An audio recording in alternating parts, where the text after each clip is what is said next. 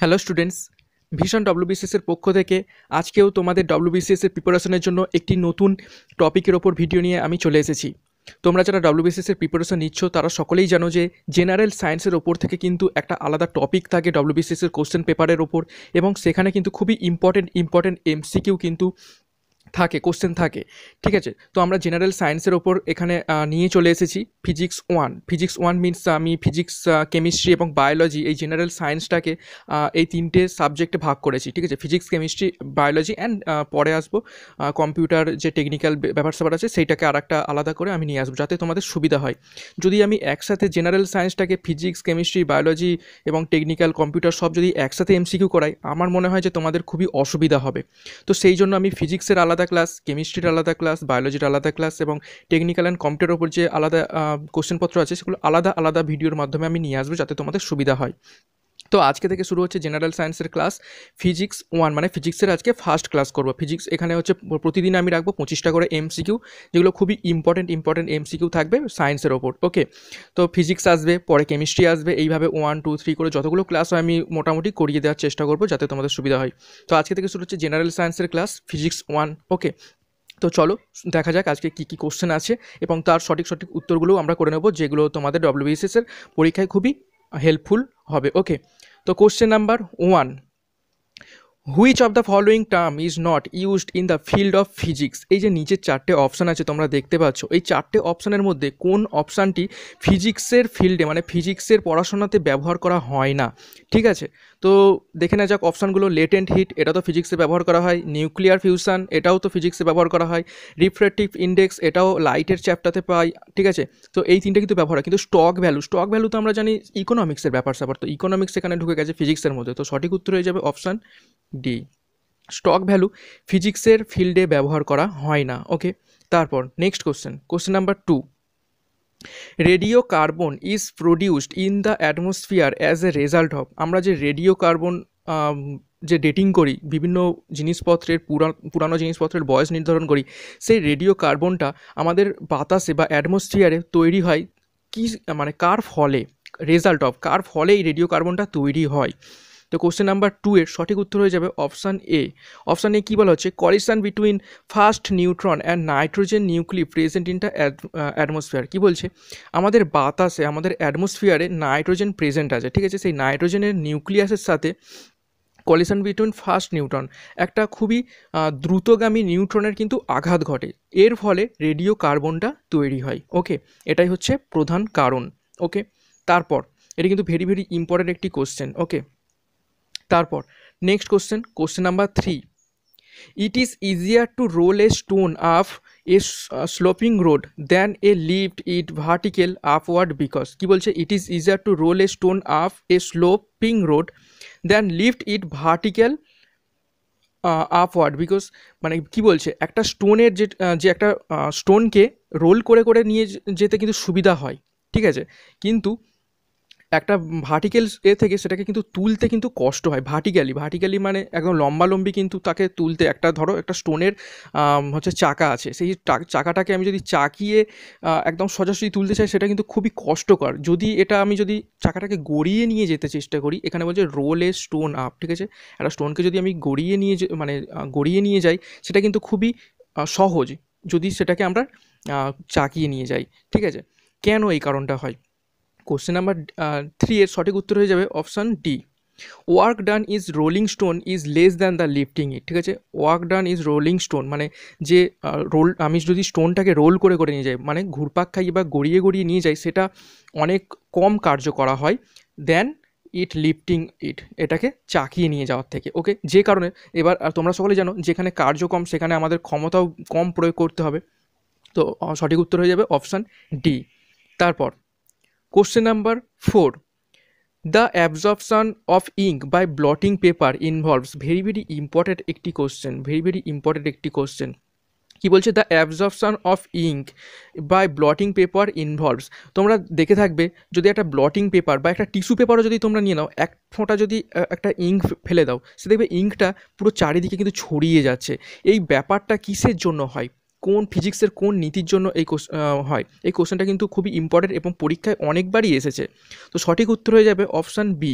Capillary action ফেনোমেনাম, ঠিক আছে, capillary action ফেনোমেনাম, ঠিক আছে। এটা হচ্ছে ক্যাপিলারি অ্যাকশানটা, সেই কি বলবো, কোনো পাইপের মধ্যে থেকে যদি জল ওঠে সেই ব্যাপারটাই হচ্ছে ক্যাপিলারি অ্যাকশান। ওকে, তো এই ক্যাপিলারি অ্যাকশানের মাধ্যমে আমাদের গাছের যে জাইলেম ফ্লোয়েম আছে, এই জাইলেম কলার মাধ্যমে মাটি থেকে জল কিন্তু মানে গাছের হচ্ছে পত্রে পৌঁছে এবং তার ফলে সালোক সংশ্লেষ হয়। ওকে, এটাও কিন্তু একটা ইম্পর্টেন্ট কোশ্চেন যে সালোক সংশ্লেষে যে জলটা মাটি থেকে গাছের মাধ্যমে আসে এটা কোন প্রক্রিয়ার মধ্যে হয়, তখনও সঠিক উত্তর হয়ে যাবে ক্যাপিলারি অ্যাকশান ফেনোমেনা। ওকে, তারপর next question number 5, siphon will fail to work if, ঠিক আছে। এই সিফন উইল ফেল, সিফনটা কাজ করবে না, উইল ফেল মানে কাজ করতে ব্যর্থ হবে, টু ওয়ার্ক কাজ করতে ব্যর্থ হবে, টু ওয়ার্ক ইফ যদি, সিফন কী জন্য ব্যর্থ হবে সেটা দেখে নেওয়া যাক। কোশ্চেন নাম্বার 5-এর সঠিক উত্তর হয়ে যাবে option B, the level of the liquid in two vessels are at the same height, যদি দুটো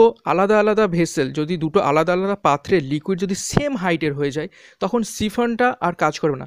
সিফন মিনস হচ্ছে একটা পাত্র থেকে আর একটা পাত্রে হচ্ছে ওই একটা ক্যাপিলারির মাধ্যমে জল যাওয়াটাকে মানে জল বা তরল পদার্থকে যাওয়াটা বলে, ঠিক আছে। এইটাকে মানে এটাকেই বলে, তোমরা যদি একটা বেশি পাত্র থেকে কম পাত্র যদি কানেক্ট করে দাও একটা কিছুর মাধ্যমে, দেখবে বেশি পাত্র থেকে তরলটা কিন্তু কম পাত্রে চলে যায়।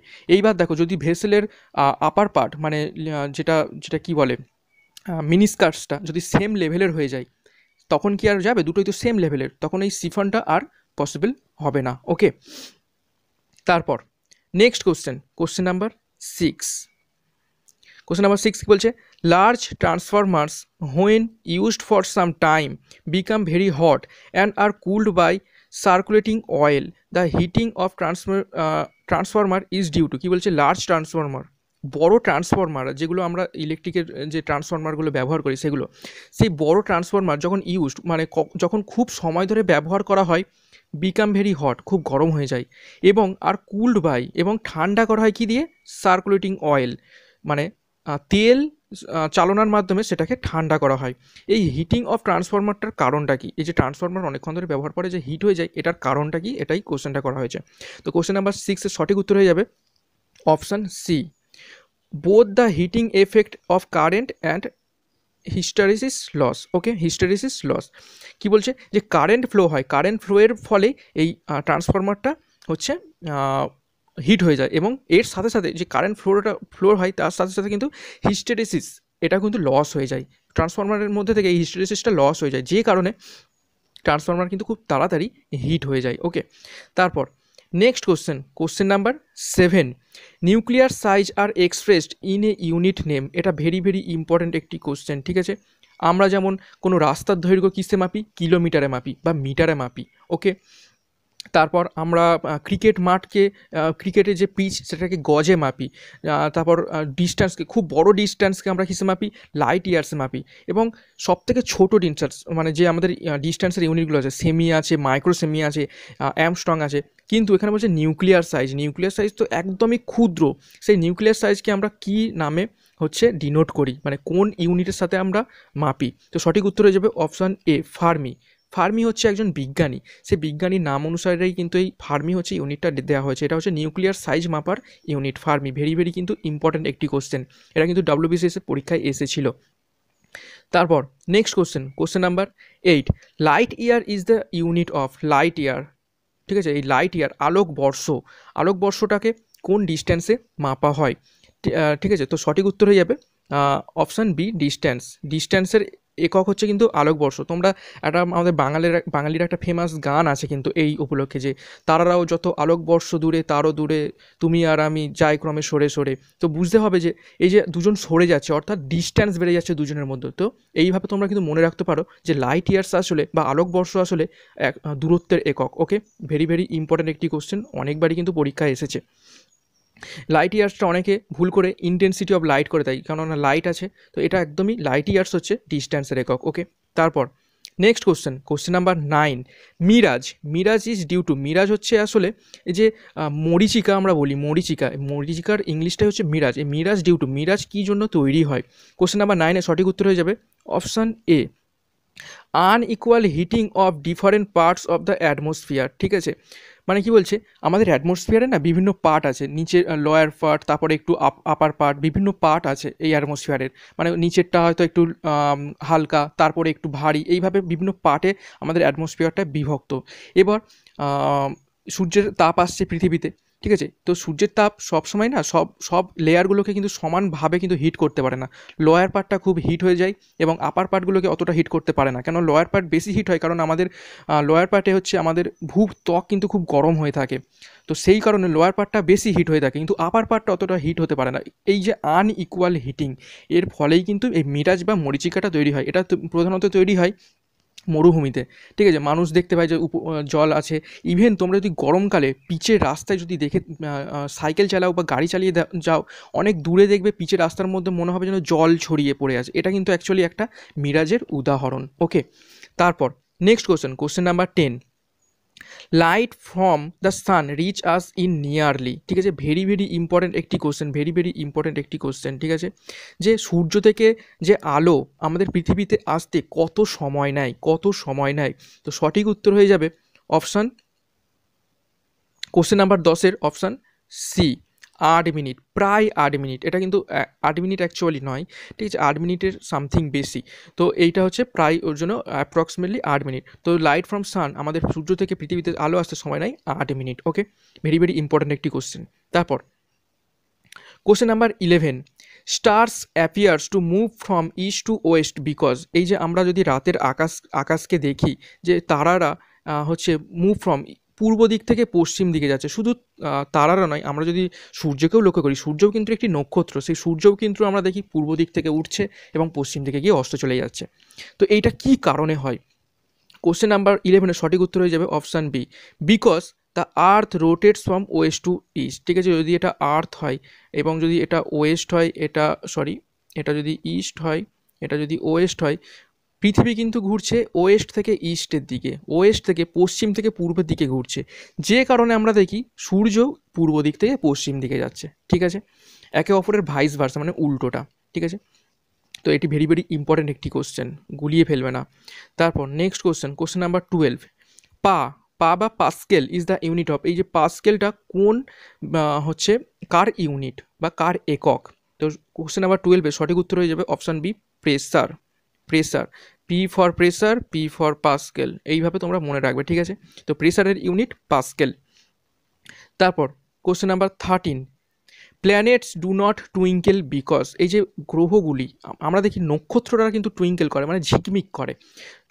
ঠিক আছে, আমরা ছোটোবেলায় কবিতা পড়েছি, twinkle twinkle little star, not twinkle twinkle little planets. ঠিক আছে, কবিতাটা কিন্তু স্টার ছিল, স্টার দিয়ে নিশ্চয়ই, তার মানে স্টাররা টুইঙ্কেল করে, প্ল্যানেটসরা নয়। তাহলে planets do not twinkle because, গ্রহরা ঝিকমিক করে না কারণ। তো কোশ্চেন নাম্বার 13-এর সঠিক উত্তর হয়ে যাবে option D, they are near to earth and hence we receive a greater amount of light. ঠিক আছে, এটার কারণটা হচ্ছে নক্ষত্ররা কিন্তু খুবই দূরে থাকে গ্রহদের তুলনায়। ঠিক আছে, এবার নক্ষত্ররা এতটাই দূরে থাকে যে তাদের আলোগুলো আমাদের যে লেয়ারগুলো ভেদ করে আসে, সেই জন্য কিন্তু আমরা ওই তারাগুলোকে ঝিকমিক করে দেখি। কিন্তু গ্রহরা, এই যে বুধ, শুক্র, মঙ্গল, এরা কিন্তু খুবই আমাদের পৃথিবীর কাছেই রয়েছে। তো এদের লাইটটা একদম ডাইরেক্ট আমাদের কাছে চলে আসে, অতটা ডিস্টেন্স ট্রাভেল করতে হয় না এই লাইটগুলোকে, যে কারণে গ্রহদের লাইট হচ্ছে টুইঙ্কেল করে না। ওকে, এটাও কিন্তু ভেরি ইম্পর্টেন্ট একটি কোশ্চেন। তারপর question number 14, metals are good conductors of electricity because. যে বলছে মেটাল মানে ধাতুরা ইলেকট্রিসিটি বা কারেন্ট পরিবহনের সবথেকে গুড কন্ডাক্টর, খুব ভালো পরিবাহী, ইলেকট্রিক পরিবহনের খুব ভালো পরিবাহী হচ্ছে ধাতুরা। কারণ কোশ্চেন নাম্বার 14-এর সঠিক উত্তর হয়ে যাবে option A, they contents free electron. আমরা সকলেই জানি যে ইলেকট্রিসিটি আসলে নেগেটিভ চার্জের একটা আধান। ঠিক আছে, এরকম নেগেটিভ চার্জ, পজিটিভ আধান কিন্তু কখনো ইলেকট্রিসিটি মানে ট্রাভেল করে না। এবার মেটালদের এই ফ্রি ইলেকট্রনটা থাকে, ইলেকট্রনেরও চার্জ হচ্ছে নেগেটিভ, সেই কারণে এই ইলেকট্রন বা মেটালের এই ফ্রি ইলেকট্রনগুলো ইলেকট্রিসিটি কন্ডাক্ট করে। তো এটা হচ্ছে প্রধান কারণ। এটা ভেরি ইম্পর্টেন্ট একটি কোশ্চেন। ওকে, তারপর question number 15, let a thin capillary tube be placed with another tube of insufficient length, then we find water. কি বলছে, let a thin capillary tube, একটা ছোটো ক্যাপিলারি টিউব নেওয়া হলো, be replaced with another tube, এবং অন্য একটা টিউবের সাথে মানে কি অদলা বদলি করা হলো, অফ ইনসাফিসিয়েন্ট লেন্থ, ঠিক আছে, একটা ইনসাফিসিয়েন্ট লেন্থের সাহায্যে। দেন উই ফাইন্ড ওয়াটার, আমরা তখন কি দেখব, জলটাকে কীভাবে হিসেবে দেখব। তো কোশ্চেন নাম্বার 15-এর সঠিক উত্তর হবে option B, will not rise, ঠিক আছে। ঠিক আছে, যে জলের তলটা উপরে উঠবে না, ওকে, জলের তলটা উপরে উঠবে না, এটাই আমরা দেখব, ঠিক আছে। যদি আমরা এখানে একটা ছবি আঁকি, ঠিক আছে, এই যে একটা ভেসেল আর এই একটা ভেসেল, ঠিক আছে, এখানে যদি একটা মোটা ক্যাপিলারি রাখি এবং এখানে যদি একটা সরু ক্যাপিলারি রাখি, দেখবো এই জলের তলটা মানে কি বলবো উপরে উঠবে না, এইরকম টাইপের ব্যাপারটা হবে, ওকে। তারপর question number 16, out of the following pairs choose the pair in which the physical quantities do not have identical dimensions, ঠিক আছে। আমরা যে সমস্ত জিনিসপত্রের যেমন টাইম, তারপর সময়, তারপর হচ্ছে দূরত্ব, তারপর ওজন, ভর, এগুলো না বিভিন্ন ইউনিট আছে, এবং এর সাথে সাথেও আরও অনেক ধরনের ইউনিট আছে যেগুলো কিছু কিছু ট্রামের ইউনিটগুলো সেম হয়ে যায়, ঠিক আছে। এখানেই বলছে out of the following pairs choose the pair which physical quantities do not have identical dimension, ঠিক আছে। এই নিচের অপশানগুলোর মধ্যে কোনগুলোর ডাইমেনশান আলাদা, ঠিক আছে, কোন একটার অপশানের ডাইমেনশান এবং ইউনিট আলাদা, কিন্তু বাকি তিনটের ডাইমেনশান এবং ইউনিট একই। তো কোশ্চেন নাম্বার 16 সঠিক উত্তর হয়ে যাবে option C, impulse and moment of force, impulse and moment of force এদের ডাইমেনশান হচ্ছে আইডেন্টিক্যাল নয়, কিন্তু বাকিদের হচ্ছে সবই একই ডাইমেনশান, ওকে। তারপর question number 17, if two bodies of different masses initially at rest are acted upon by same force for the same time, then both bodies acquire the same নিচের কোনটা হবে, কি বলছে, দুটো বডিস আছে, ঠিক আছে, ডিফারেন্ট মাসেস, একটা ধরো M1 আর একটা হচ্ছে বড় আছে M2, ওকে। এবার বলা হচ্ছে আইডেন্টিক্যাল রেস্ট, মানে একই, মানে প্রথমে একদম স্থির হয়ে আছে, ওকে। এবার বলছে are acted upon the same force, এদিকেও যদি একই ফোর্স দেওয়া হলো, এদিকেও একই ফোর্স দেওয়া হলো এবং এর ওপরেও একই ফোর্স দেওয়া হলো ফর সেম টাইম, একেও যদি আমি 2 সেকেন্ড ধরে দিই, একেও তো আমি 2 সেকেন্ড ধরে দেবো, তাহলে এই দুটো বডির কী পরিবর্তন হবে। কোশ্চেন নাম্বার 17-এর সঠিক উত্তর হয়ে যাবে অপশান বি, পরিবর্তনটা হবে মোমেন্টাম, ঠিক আছে, মোমেন্টাম বা ভরবেগ, কেননা এর দেখতেই পাচ্ছ ছোট, এর ভর কম, এবং এর বড়, এর ভর বেশি, তাহলে ভরবেগ কিন্তু এর বেশি হবে। পি সমান যে এমভি আমরা জানি ভরবেগ, আর এর পি সমান এমভি যদি হয়, তো এর M1 মানে এর মাস কম, তাহলে এর ভরবেগ কম হবে, এর ভরবেগ কম হবে, এবং M2 এর ভরবেগটা বেশি হবে। এটাই হচ্ছে এই মোমেন্টামটাই কিন্তু এদের দুজনের মধ্যে পরিবর্তনটা হবে, ওকে। তারপর question number 18, pick out the scalar quantity, ঠিক আছে, স্কেলার কোয়ান্টিটি কোনটা, আমাদের দুটো ইউনিটের মধ্যে দুটো কোয়ান্টিটি আছে, একটা হচ্ছে ভেক্টর, আর একটা হচ্ছে স্কেলার, ঠিক আছে। এই ভেক্টরের মান এবং দিক দুটোই আছে, কিন্তু স্কেলারের শুধুমাত্র মান আছে কিন্তু কোনো দিক নেই। তো এখানে দেখতে পাচ্ছ কোশ্চেন নাম্বার 18-এর সঠিক উত্তর হয়ে যাবে প্রেসার, ঠিক আছে। 18-এর সঠিক উত্তর হবে প্রেসারের শুধু মান আছে, কিন্তু কোন দিকে প্রেসার এটা কিন্তু বলা হয় না, ঠিক আছে। কিন্তু ফোর্স, কোন দিকে আমি ফোর্স করছি এর দিক আছে এবং মানও আছে। ভেলোসিটি, কোন দিকে যাচ্ছে ভেলোসিটিটা, এর মানও আছে, দিকও আছে, তাই এটা ভেক্টর। অ্যাক্সিলারেশনটাও কিন্তু ভেক্টর রাশি, কিন্তু এই প্রেসারটা শুধুমাত্র স্কেলার রাশি, ওকে। তারপর এটা ভেরি ভেরি ইম্পর্টেন্ট একটি কোশ্চেন। তারপর কোশ্চেন নাম্বার 19 কি বলছে, রেকটিফায়ার্স আর ইউজ টু কনভার্ট, এই যে রেকটিফায়ারটা কিসের জন্য, মানে কিসের পরিবর্তনের জন্য, কোনটাকে চেঞ্জ করার জন্য, কনভার্ট করার জন্য ব্যবহার করা হয়। কোশ্চেন নাম্বার 19-এর সঠিক উত্তর হয়ে যাবে option B, alternating current to direct current, ঠিক আছে। এটা ভেরি ভেরি ইম্পর্টেন্ট একটি কোশ্চেন। রেকটিফায়ারটাকে কিসের জন্য ব্যবহার করা হয়, আমরা ইলেকট্রিক যেটা দেখি এসি কারেন্ট, অল্টারনেটিভ কারেন্টটাকে আমরা যদি ডিসি কারেন্টে কনভার্ট করতে চাই, অর্থাৎ অল্টারনেটিং কারেন্টটাকে ডাইরেক্ট কারেন্টে যদি কনভার্ট করতে চাই, তখন আমরা এই রেকটিফায়ার ইউজ করব।